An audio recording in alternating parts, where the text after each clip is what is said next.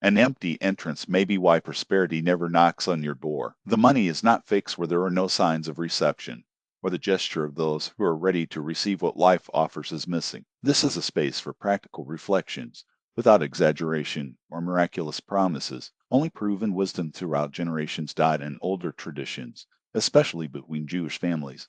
The doorway has never been just a physical limit between the street and the home. It was a symbolic space, the first point of contact with the outside world. There was received who arrived. There was a mark that this was an open place to the blessings. When there is nothing at the entrance, it is as if the owners of the house say, "Here we expect nothing new." And if there is no expectation, the abundance is not enough. Imagine entering the house where the entrance door is desolate.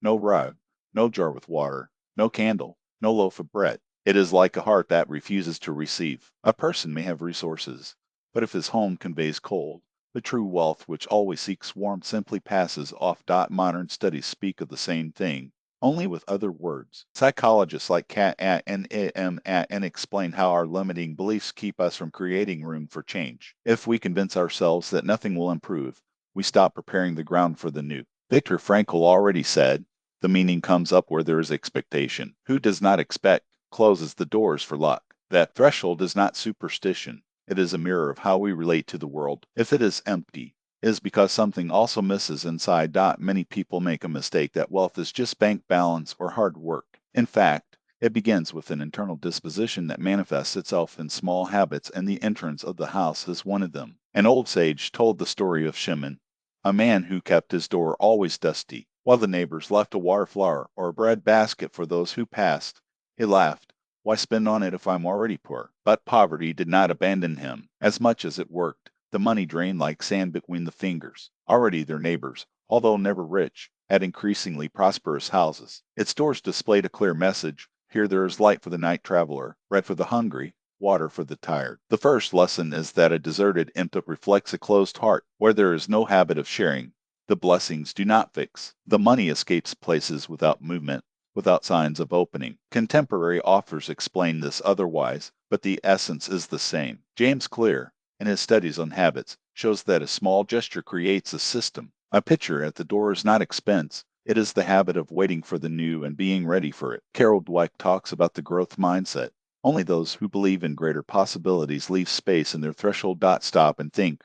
What does your entry say about you? Does it invite opportunities or announce to the world that everything is closed there? This answer often explains why abundance passes away. In a small town, he lived Lizer, a skilled shoemaker who always complained about the lack of money. The entrance of his workshop was dark and abandoned. People passed non-stop, as if something moved them away. One day a traveler said to him, "Your house looks like a heart that doesn't want to receive anyone. The door is empty, so luck avoids him." Lizer ignored, but at night went to a neighbor's house. There, a lamp illuminated the entrance, and an apple basket waited for those who needed it. This neighbor, even in difficult times, always had customers. The second lesson is clear. Prosperity goes where it is expected. A signal on the door is an invitation. It can be a light, a bread, a flower, anything that shows. Here you receive the world, and the world returns. Modern philosophers reinforce that meaning and intention are the basis of resilience. Frankl taught that the human being supports almost everything when he knows why. Simon Sinek adds, "Start with why." The signal at the door is your why. It is not magic. It is the practice of creating meaning. You build a space where abundance can remain. Leeser followed the counsel. He put a lamp and left an apple for those who passed. In a month, new customers appeared. He understood. By filling the void of the door, also filled the void of life. In a Jewish family in ancient Poland, there was a custom. They always left a piece of bread in the threshold, even when the food was scarce. The kids asked, "Why do we give ourselves?" The father answered, "The entrance cannot be empty. If we are willing to share, the bread will never miss." Years later, the children noticed that although they were never rich in the eyes of others, they had never been real hungry either. Bread seemed to go back multiplied because they were not afraid to offer a. The third lesson is that wealth is not enough for those who close their hands. An empty door is like a clenched fist. The generosity at the entrance is an open hand. Current researchers see the strength of systems in this. Atomic Habits teaches that persistence makes the result inevitable. Morgan Housel points out that money flows where it is shared and directed, not where it is hidden. Such a Bitshahar adds, gratitude and generosity generate well-being, not only spiritual but also material. Is your door empty today? The outer void, over time, turns into an inner void. But a small gesture, a piece of bread, a plant becomes a symbol that that home is open to movement, life. Prosperity died in a certain village. He lived a widow with almost nothing except a small plant and a clay vase, which placed at the entrance. The neighbors were surprised. Why spend energy on this? Soon, however, his house became a meeting point. People left food, helped with tasks, offered work to their child. A single sign on the door changed everything. That plant was the symbol that life was awaited there. It was not feared. The fourth lesson is simple. Wealth is not only money, but also connections, support, attention. An empty door isolates. A signal at the entrance opens ways for not only resources to arrive but opportunities. Modern ideas confirm this. Cal Newport talks about the value of concentration. Who creates space for the essentials always receives more. Greg McKeown remembers, less is more, when it's better. A gesture on the door is worth 1,000 complaints about poverty. Nassim Taleb speaks of antifragility. Small steps, like a breadcrumb or a plant, make the system sturdy. The widow proved with her example. Abundance begins with an opening symbol. The scarcity persists where the door is empty. Reflect. Does your entry have a sign of life? Or does the world only see empty and move on to stories of Shimon? Laws, the Polish family, and the widow show the same truth.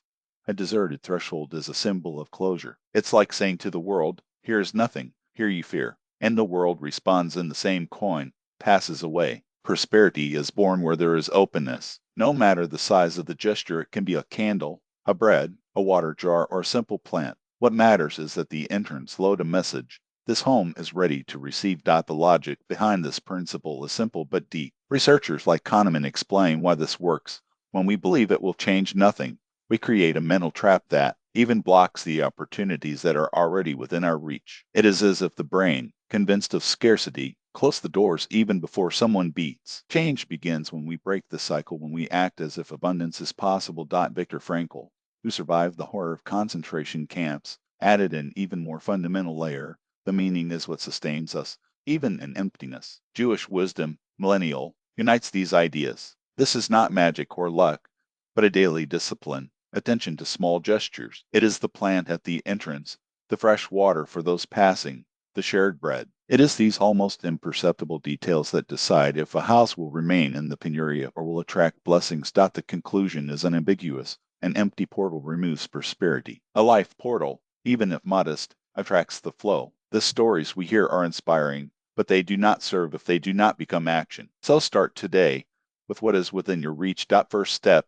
observe your portal. What does it communicate to the world? If it is empty, put a sign of life there. It can be a lit candle, a herb vase, a loaf of bread for the birds, or a jug of water. May it be as simple, but of course, this place is open. Second step, reflect on the habit your portal reflects. Does it mirror fear or generosity? As small to be repeated becomes a practice, and the practice shapes fate. Start changing it now. Step third, extend your hand beyond your door. Help a neighbor, leave a kind word, or a small gift at your entrance. Wealth and opportunities always come through connections, and the portal is their symbol. Step fourth, write down which seed you are willing to plant. It can be a book, a course, a new skill. May your portal not only be a physical place, but a state of mind, the willingness to welcome the new and let it flourish. These steps take less than an hour, but change the energy of the home. The world realizes instantly where it is welcome. If today your portal gets a signal, tomorrow new possibilities will emerge. The portal is neither wood nor stone. It is a mirror of the soul. If it's empty, it's because you don't expect change and abundance follows your way. But if there is a signal, however small, it is because you are open, and the flow enters. Jewish wisdom teaches, life is blessed where space is left to the other. Modern thinkers confirm, a minimum gesture creates a system that transforms the future. You are not poor. He just forgot the power of small habits. Recover them, and the doors will open. Say yourself today, my portal is not empty. My house is open. And note how what comes to you start to change.